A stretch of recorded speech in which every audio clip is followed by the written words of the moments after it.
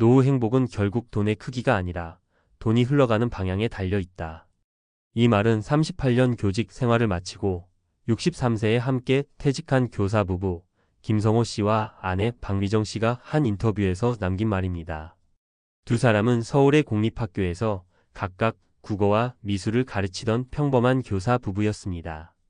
매달 500만 원 안팎의 연금이 들어오고 생활비로 나가는 돈은 350만 원 정도. 퇴직 전과 비교하면 지출 구조는 거의 달라지지 않았습니다.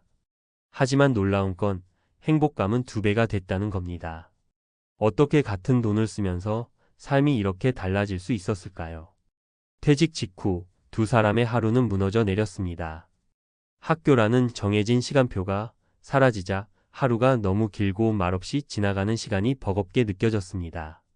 특히 남편 김성호 씨는 늘 학생들과 부딪히며 살아왔기에 갑자기 조용해진 세상이 견디기 힘들었다고 합니다. 아침에 일어나도 출근할 이유가 없고 점심은 대충 때우며 시간을 흘려보내다 보면 오후가 되었습니다. 그는 그 시기를 내가 사라진 것 같은 시간이라고 표현했습니다. 아내 역시 비슷했습니다.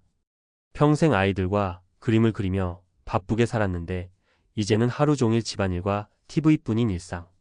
부부는 서로에게 짜증을 내기 시작했고 말이 줄고 집안은 점점 냉랭해졌습니다. 그런데 어느 날 작은 변화가 시작됐습니다.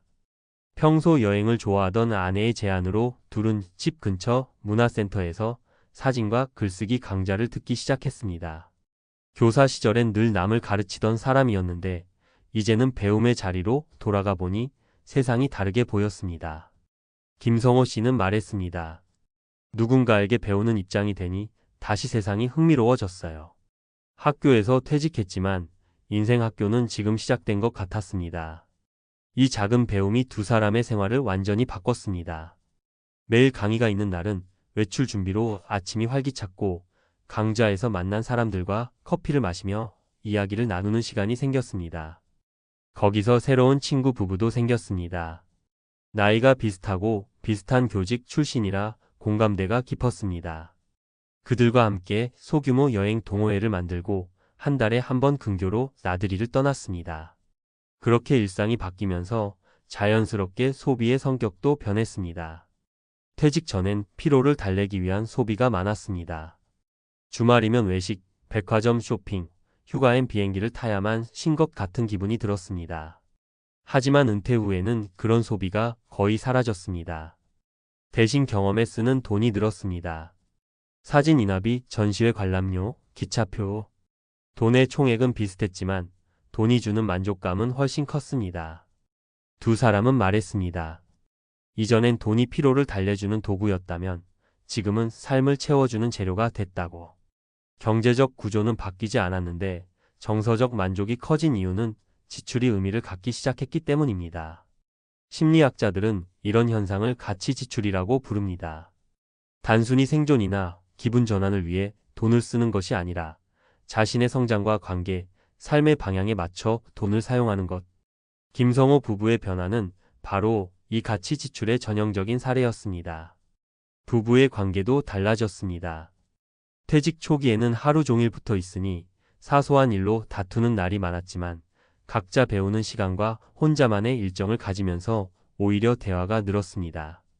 아내는 강좌에서 배운 사진으로 블로그를 운영하기 시작했고 남편은 여행 중 만난 사람들과 시모임을 만들었습니다.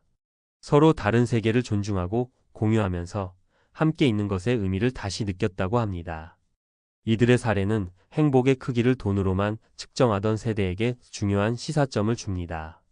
경제적 여유보다 중요한 것은 시간의 구조화와 관계의 질입니다. 퇴직 후에는 누구나 갑자기 많아진 시간 속에서 길을 잃기 쉽습니다.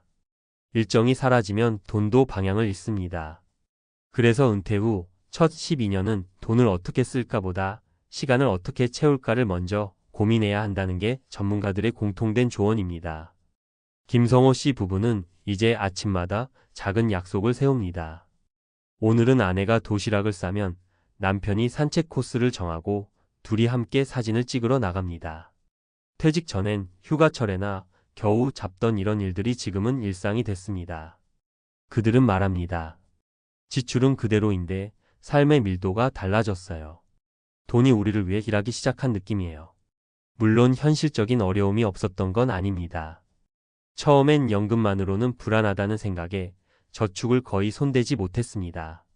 하지만 심리적 안정이 생기자 자연스럽게 소비의 효율이 높아졌습니다. 꼭 필요한 곳에만 돈이 흘러가고 의미 없는 소비가 줄었습니다.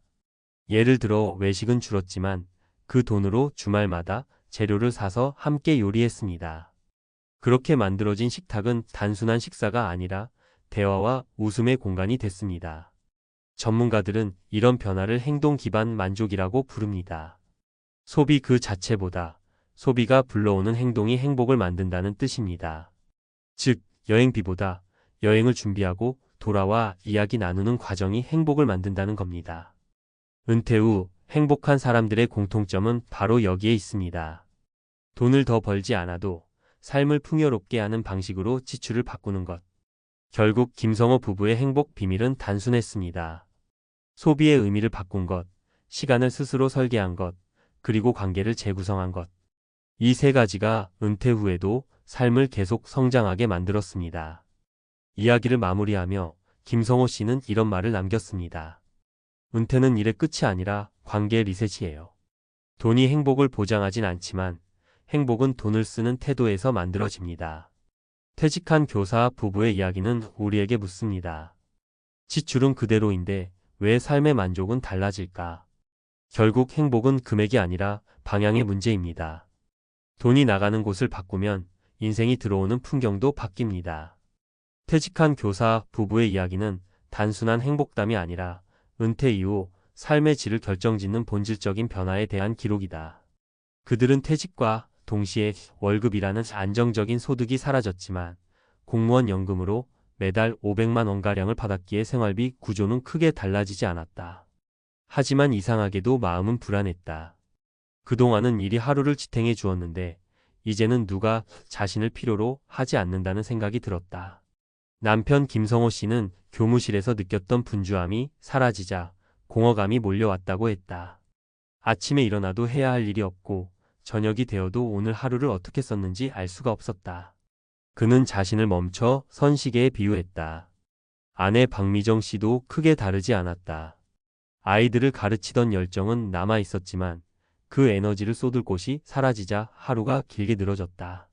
부부는 함께 있지만 각자 외로웠고 돈은 나가지만 의미는 남지 않았다. 바로 이 시기에 그들의 행복이 무너질 수도 있었다.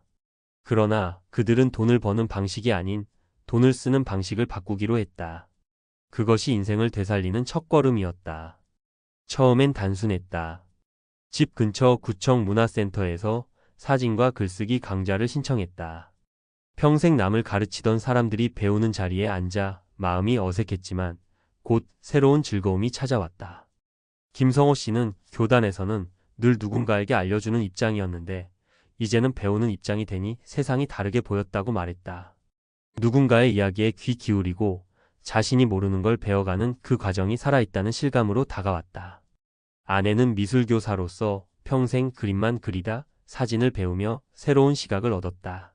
세상을 그리는 것에서 세상을 담는 것으로 전환된 순간이었다. 그 배움은 단지 취미 이상의 것이었다. 두 사람의 일상 구조가 바뀌기 시작했다.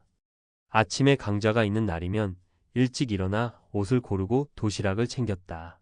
수업이 끝나면 동기들과 커피를 마시며 대화를 나누었고 그중 또래 부부를 만나 자연스럽게 친구가 되었다. 그렇게 새로운 사회적 관계가 생겼다. 퇴직 후 가장 빠르게 사라지는 것이 소속감인데 그 결핍을 새로운 공동체가 채워준 것이다. 사람을 만나는 시간은 돈이 드는 시간이 아니라 삶을 채우는 시간으로 바뀌었다. 돈의 쓰임새도 변했다. 퇴직 전에는 주말마다 외식과 쇼핑으로 피로를 풀었다. 백화점의 식당 가나 여행 상품이 주된 소비처였다. 하지만 은퇴 후에는 그런 지출이 자연스럽게 줄었다. 대신 경험에 쓰는 돈이 늘었다.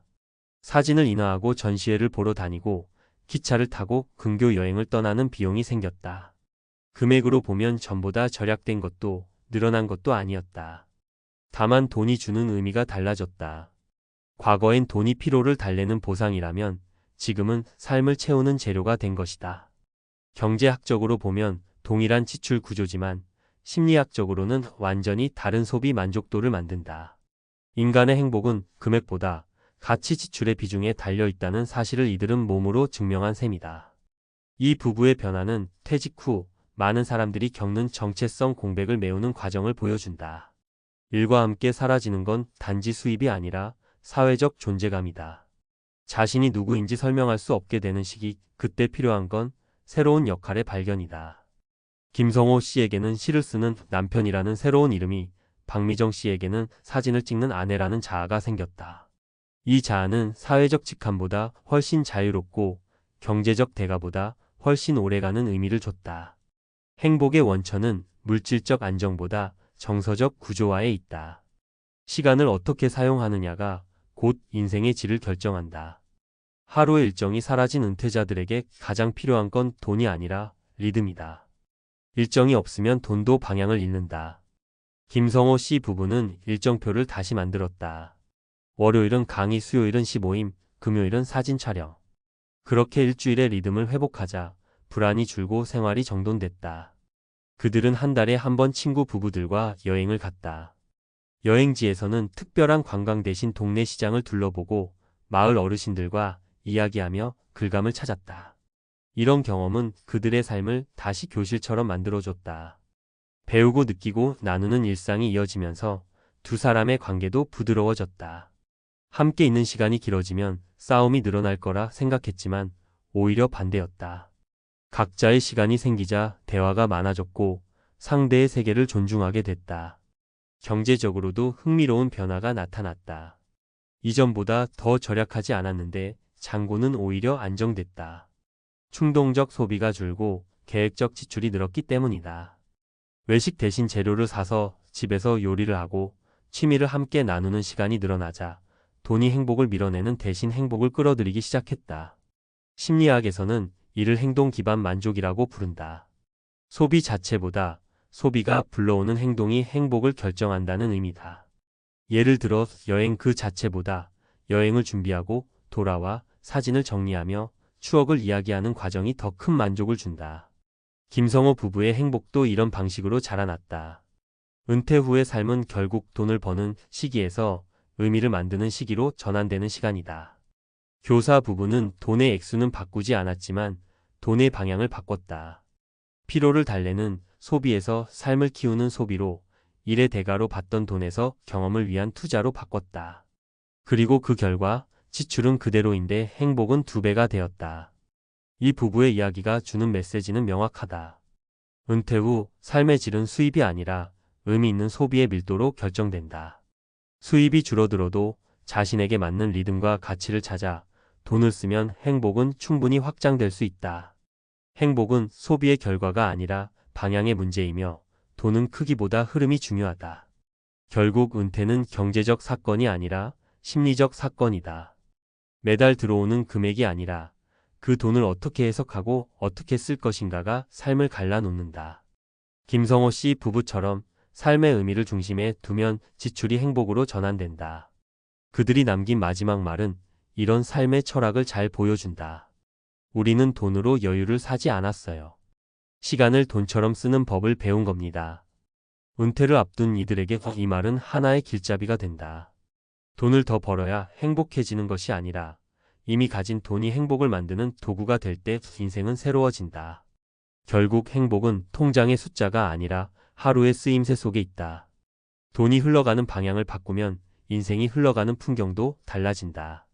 이것이 퇴직한 교사 부부가 보여준 지출은 그대로인데 행복이 2배가 된 비밀이다.